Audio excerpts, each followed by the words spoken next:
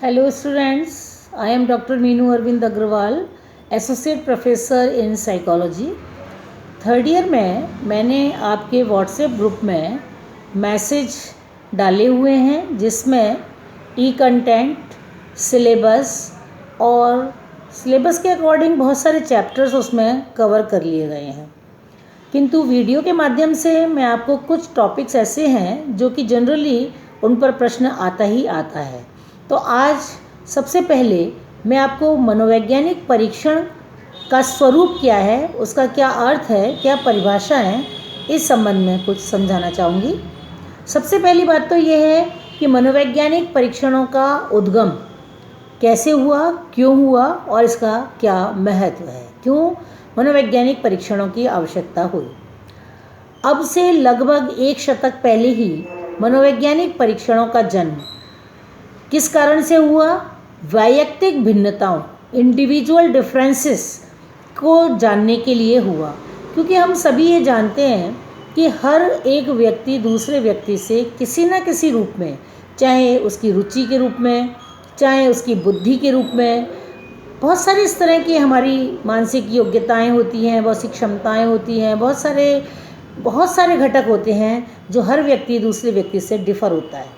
तो वैयक्तिक भिन्नताओं को जानने के लिए मनोविज्ञान में मनोवैज्ञानिक परीक्षणों की ओर ध्यान गया कि मनोवैज्ञानिक परीक्षण बनने चाहिए जिसके द्वारा हम विभिन्न प्रकार के व्यक्तियों का या व्यक्तियों के समूह में आपस में भिन्नता कर सकें। मनोवैज्ञानिकों और शिक्षा शास्त्रियों की रुचि बुद्धि दौर्बल्य, बालकों के वर्गीकरण और प्रशिक्षण की ओर उनका ध्यान आकर्षित हुआ।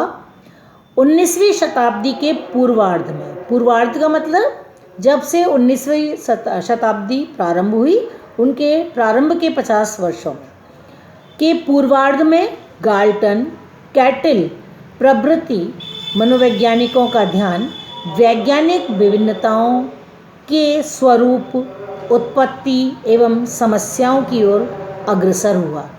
उसी प्रकार से मनोवैज्ञानिक परीक्षणों के महत्व को समझा जाने लगा। जीवन के बहुत सारे क्षेत्र होते हैं जैसे व्यवसाय, उद्योग, शिक्षा, चिकित्सा, सेना, राजनीति आदि। इन सब में वैयक्तिक भिन्नताओं का रूप समझे जाने लगा। व्यक्ति के मानसिक और सृजनात्मक स्तर, विभिन्न क्षेत्रों में उसकी अभिक्षमताओं, रुचियों, उपलब्धियों, प्रेरणात्मक पहलुओं, व्यक्तित्व गुणों, व्यक्तित्व संरचनाओं आदि में विभिन्नताएं एवं असमानताएं दिखाई देने लगी। इसके फलस्वरूप समायोजन का रूप विकृत होकर असमायोजित होने लगा और व्यक्ति विभिन्न प्रकार के मानसिक एवं व्यवहारिक विकारों से ग्रस्त रहने लगे।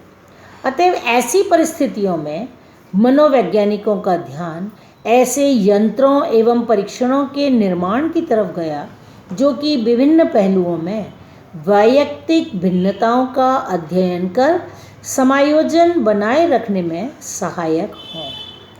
मनोवैज्ञानिक परीक्षणों के विकास में सर्वप्रथम फ्रांस में स्क्यूरल और सेंग्यून ने सराहनीय योगदान दिया। स्क्यूरल ने मानसिक न्यूनताओं और मानसिक रोग के अंतर को स्पष्ट किया, जबकि सेंग्यून ने 1812 से 1880 उनका काल रहा। उन्होंने बुद्धि दौर्बल्य बालकों को प्रशिक्षण प्रदान करने का कार्य कर बुद्धि दौर्बल्य, बुद्धि की कमी होना, बुद्धि में पिछड़ापन होना और पिछड़ेपन में भेद व्यक्त किया। इन दोनों के बाद बुद्धि दौर्बल्य की समस्या को लेकर परीक्षण क्षेत्र में विकास होने लगा और इनको Weber, Fechner, John Muller, William Hamilton, Alexander Bain के प्रयोगात्मक मनोविज्ञान से विशेष बल मिला। तो इस प्रकार 19वीं शताब्दी के अंत तक मनोवैज्ञानिक परीक्षणों का विकास सामान्य रूप से हो चुका था। वस्तुतः विभिन्न क्षेत्रों में मनोवैज्ञानिक परीक्षणों का विकास तो 20वीं शताब्दी में ही हुआ है। अब मैं आपको बताऊंगी कि मनोवैज्ञानिक परीक्षणों का अर्थ क्या है और एक दो आपको परिभाषाएं भी समझाऊंगी। साधारण बोलचाल की भाषा में मनोवैज्ञानिक परीक्षण व्यक्ति के व्यवहार का अध्ययन करने वाला एक ऐसा साधन है जो कि उसको समझने एवं उसके प्रति निर्णय लेने में सहायक होते हैं। ये वस्तुनिष्ठ रूप से मानकीकृत स्थितियों में व्यक्ति के व्यवहार के विभिन्न पहलुओं जैसे सामान्य एवं विशिष्ट मानसिक योग्यताओं, सृजनात्मक चिंतन, शैक्षिक उपलब्धियों, रुचियों, अभावों, मूल्यों, व्यक्तिगत गुणों, अभिप्रेरणात्मक पहलुओं आदि का परिणात्मक गुणात्मक रूप से अध्ययन करते हैं। परीक्षण क्या करते हैं? जो भी व्यक्ति हैं उनकी विभिन्न पहलुओं का, मानसिक पहलुओं का, उनकी क्षमताओं का, उनके मूल्यों का, गुणों का, सबका परिणात्मक यानी क्वालिटी वाइज और क्वांटिटी वाइज कितनी मात्रा में कितना है तो परिमाणात्मक और गुणात्मक रूप से अध्ययन करते हैं।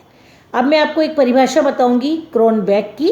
क्रोनबेक ने 1960 में कहा कि दो या दो से अधिक व्यक्तियों के व्यवहार का तुलनात्मक अध्ययन करने की व्यवस्थित प्रक्रिया को परीक्षण कहते हैं। फिर से रिपीट करती हूँ, दो या दो से अधिक व्यक्तियों के व्यवहार का तुलनात्मक अध्ययन करने की व्यवस्थित प्रक्रिया को परीक्षण कहते हैं।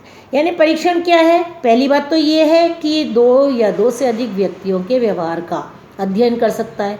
फिर अध्ययन किस रूप में कर सकता है? तुलनात्मक, यानी दो व्यक्ति हैं या दो से अधिक व्यक्ति हैं तो पहला दूसरे से कितना अधिक है, दूसरा पहले से कितना कम है या अधिक है, किसी पहलू पर कौन सा अधिक है, किसी पहलू पर कौन सा कम है।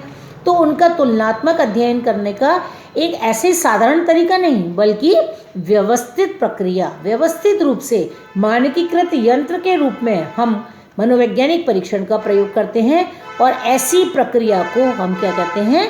मनोवैज्ञानिक परीक्षण कहते हैं। अब इससे आगे का मैं आपको नेक्स्ट वीडियो में और परिभाषाओं से देकर स्पष्ट करूंगी। Thank you.